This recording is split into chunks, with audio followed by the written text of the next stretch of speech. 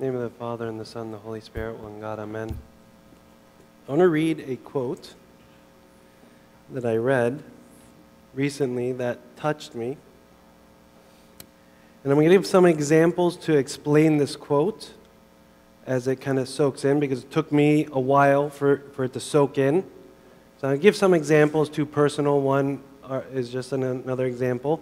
And then we're going to go and talk about the prodigal son. Okay? So the quote is, "Sacred love is not without boundaries. There are lines that commitment will not cross, because when they are crossed, it ceases to be love." Sacred love is not without boundaries. There are lines that commitment will not cross, because when they are crossed, it ceases to be love. Sacred love is not without boundaries. So what does this mean? I'll give you a personal example. Okay? I'm a father, I have a son. Now, as a father, the father-son relationship is a very sacred relationship. It's a very unique and special relationship. If you're a parent, you understand it. I didn't understand it until I became a parent. But it's a very sacred and very special relationship. But it's also a relationship that is governed by boundaries. What do I mean by boundaries? So, as a father, not only am I need to be a provider for my son. I need to be emotionally and physically present to raise up my son. And if I am not a provider and I am not mentally, physically, and emotionally present and invested in my son, what happens to the relationship? It loses its sacredness. It loses its love. It just becomes a blood relationship, but it is devoid of the sacred, special union between a father and a son, a mother and a son, a parent and child. If I choose to just live in whatever way I want, meaning I will stick my son with my wife and I will go out, I will be an absent father, I won't be there, I won't support him. When he needs me for anything, I won't be there. I lose the sacredness of the relationship when I choose to function without boundaries of the relationship. Let's do it on the flip side. When I was growing up, and I'm sure many can share with me, I was frustrated a lot of times with the rules that my parents set, calling them unfair, too rigid. Why is Dad being so strict? Frustrated. He set boundaries for our relationship. And it wasn't until the boundaries that he had set for me had their time to work in my life that I saw the characteristics he was trying to raise in me. But I had to live by the boundaries that he set for my life. I may not have liked them when I was growing up, but now as I'm older, I see what the fruit of those boundaries that he was setting brought forth. And because of that, our relationship, the relationship I have with my father, has reached a deeper level of being a sacred love. Okay? I'll give you one more example. Okay? Within the boundaries of marriage, there's a physical expression of love. And when that physical expression of love is expressed within the boundaries of marriage, it is a sacred expression. It is a very special expression of love. The physical act in marriage becomes a very sacred expression of love. But when we take the same physical action and we take it outside of the boundaries of marriage, for example, let's say an individual who is unfortunately raped, the same physical action outside of the appropriate boundaries has all of a sudden lost its sacredness, has lost the love. Same physical action outside of the boundaries set by God has lost its sacredness, has lost its love. So I'm going to go back and read the quote. It says, sacred love is not without boundaries. There are lines that commitment will not cross, because when they are crossed, it ceases to be love. Now let's go to our story, the Prodigal Son, one of my favorite stories in the Bible. So we know that this father had two sons. Okay, and I want to look at the story within the framework of boundaries that we just talked about and how important they are in order for us to experience and understand sacred love. Okay, so we have the father who had two children. The younger son said, Dad, I don't want your boundaries. Your boundaries don't work for me. I'm looking for something, and your boundaries are not providing what I am looking for. I think I can get it elsewhere. Give me my inheritance, and I'm out of here. This is what the younger son said to the father. He said, Dad, I don't like the boundaries that are set for me within this home. They don't work for me. I'm not experiencing the love that I think I can experience, so I want my inheritance, and I will go and I will find the sacred love that I think I can find elsewhere outside. So he left. And the prodigal son lived a life without boundaries. The prodigal son had no financial stewardship. He was wasteful with his money, with the inheritance. The prodigal son had no idea of the sacredness between relationships because he used his money in order to buy relationships. He used his money and his finances and his newfound wealth, which was very short-lived, to attract people, to attract friends. Why? He was looking for something. But he was looking for something without boundaries in life. He disregarded all the boundaries that were laid before him, offered to him, okay? He threw them all to waste. He said, I can live a better life with more meaning without boundaries. But the gospel in Luke tells us where that boundaryless life led. It led him, when the drought hit, he had no foundation to stand on. He had lost all his finances. He had to go to another country, become a citizen to another country, and then start to work as the lowest part of the farm, feeding the swine. Excuse me, feeding the swine. That was the fruit of a boundaryless life. It was the fruit of a boundaryless life. But when we come to verse 17, in the story, we start to see the change. Okay? And verse 17, I'll just read the first couple of words, and it says, but when he came to himself. And we look at this part of the story, we're like, this is where it's great. He finally realized the fruit of living a boundaryless life. It hit him. And he couldn't deny the facts of his life. Okay? But as much as this is a turning point, I think it's also a bit of a tragedy. Okay? As much as I think this was a beautiful turning point in the story, it's also a tragedy. Why? Because what was he thinking? He said, look, I have no clothes, I have no shelter, I have no food. Okay?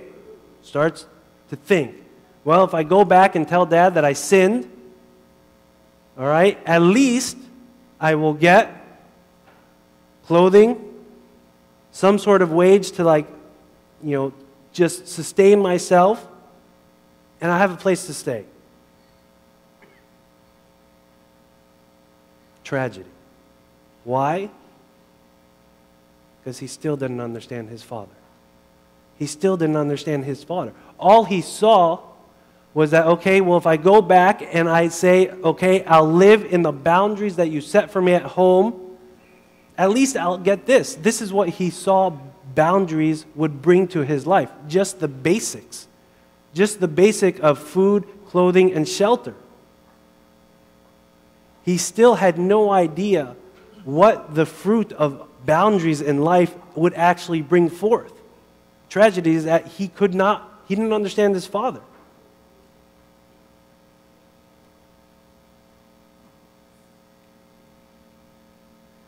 He left his father's house because he did not see where the boundaries would take him ultimately. He could not see that there was an endless sacred love that existed between him and his father only when he embraced the boundaries that his father set. He couldn't see that. All he could see was that boundaries would get me bare necessities. So that's the younger brother. I want to look at the older brother, because the older brother, he's got a problem too. All right, the older brother, flip side, was somebody who lived in his father's house all the time and abided by the boundaries, but to be honest, hated them. Hated them, resented the boundaries that his father had set. How do we know that? Well, we know when the younger son came back and the big feast happened, and the son was out in the field and came back and started to hear the party and asked, well, what's going on? Why such a big celebration? He was angry when he found out that it was because this younger brother, okay, not really, he disowned him as a brother. He said, this son of my father came back who lived without boundaries, and he received all this. It was a total violation of the way this older brother was living. How was he living? Well, if I follow the boundaries, okay, X plus Y equals Z. All right? If I do everything right to the T, then I should receive this. And he didn't get it, and it was a total shattering to his system of life, to his belief in what the boundaries should actually bring. So now we have a problem in this story. We have two brothers, one father. Neither of them understood the love of the father. Neither of these sons understood the love of the father. One abandoned boundaries, lived his own way, and we know where that led him. The other son lived and adhered to the boundaries to the T his whole life and was left with anger and resentment. Is that the fruit of what boundaries should bring? Is that the goal that God has set for us in the boundaries He has set for our lives, that we would end up angry and resentful in life? So now we have two brothers. We see both their approaches to boundaries in life, and we come to the conclusion, at least this is my personal conclusion, that neither brother understood the love of the father. One threw away boundaries, one held on to them to the T. They both led in the wrong direction. So what do we make of boundaries? What do we make of the boundaries that God sets for us?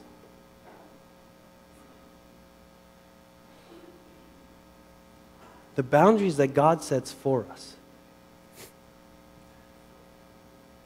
keep us from going like wide right and wide left. But the boundaries are not the ends themselves. Okay? I believe that everybody here falls into one of these two categories. Either we throw away boundaries, or we adhere to them so much that they bring nothing. I'll give you an example of like a real life example of somebody who adheres to boundaries but doesn't see the fruit of them. If you take a scenario of a wife, okay, who gets married and her husband is well off, and the husband provides everything. He provides a home, he provides shelter, they have money, she has a car, does whatever she wants, they have a family. But if the husband is absent from the marriage, absent physically, emotionally, spiritually, is he absent from the marriage, what you commonly see is that the wife would willingly trade everything. Why? Because ultimately what she wants is her husband. And the husband saying, why she's so upset, why she's so unhappy, I did X, Y, Z, she should be happy. I fulfilled the equation. I was monogamous, I provided for her, she should be happy. Yes, you lived within the boundaries of what a marriage should be, but what you neglected, okay, or what you didn't see was that these boundaries now provide the framework from which you get to invest in the relationship, in another human being. And when you invest spiritually, mentally, physically into that relationship, then the sacred love comes out. So you can't, if we live on two extremes, we miss out the sacredness of love. And that's what happened in this story. We saw two extremes who missed the sacredness that was in front of them. Question I have for me, question I have for you is, which one are you? And which one am I? Have I disregarded boundaries? Have I not, been responsible in the different relationships I have in life? Have I not been committed to those relationships? Or have I been so committed to those things, but I've done it in such a stale way that I now begin to resent the relationship? Resent what it means, because it means handcuffs rather than a sacred love. You look at your life, I look at my life. I think we all have a little bit, areas in our life where we throw away boundaries, and areas in life where we hold so tight to them. If you look at the time of Lent here, I heard the announcements at the end of the first liturgy, so I'm going to pick on them, and you'll hear them again. Okay? When I was just sharing all the different things that the church is offering during the week, during Lent and Holy Week. One of the things I heard was that there were liturgies every day. Do we come to those liturgies because I know I just need to be there and I need to adhere, and if I adhere to all the liturgies and make as many of the services I can, that in itself will bring me the joy and the spiritual fulfillment that I want out of Lent? If all we see is just a framework, okay, that the church, it's Lent, now we have all these services, now my schedule is so constrained, but if I want to be blessed by God, I'm going to manage to just come. I may not like it, I may actually resent it because it throws off everything else in my life. That's when we see boundaries as being so restrictive. But when we see the boundaries and the framework that the church lays out for us, sees it as tools to pick up, to use, but tools to do work on the inside, then we find the sacredness of love. We find the sacredness of life within the boundaries of life. So where are you? Have you thrown away boundaries, or have you just adhered to them so tightly that they don't even make sense to you anymore? And now you actually begin to resent what you're holding on to. It's not the goal of our relationship with God. We see what it did in these two sons. And God says, I want you to come live in the boundaries of my house, but know that these boundaries are not the ends in themselves, but they are the means to me. They are the means to me. And glory be to God forever. Amen.